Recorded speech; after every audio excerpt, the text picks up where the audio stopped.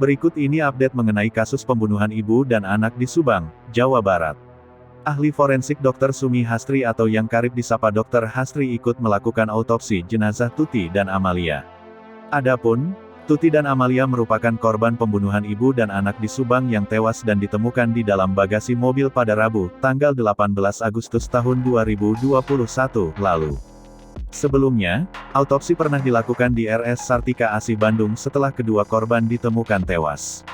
Namun, karena pembunuh Tuti dan Amalia belum juga terungkap, polisi melakukan autopsi ulang setelah 45 hari kematian korban. Akhirnya, jasad Tuti dan Amalia yang sudah sebulan lebih dikubur itu harus digali lagi makamnya.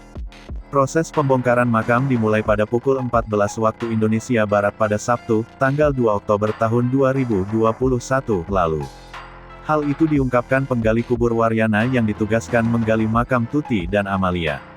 Waryana menambahkan, jasad Tuti terlebih dahulu dilakukan autopsi oleh pihak kepolisian, kemudian dilanjut dengan jasad Amalia. Setelah itu, tim forensik dari Polres Subang dibantu Polda Jabar dan Mabes Polri melakukan autopsi ulang selama 3 jam. Proses autopsi diketahui baru selesai sekira sebelum maghrib atau pukul 17 waktu Indonesia Barat.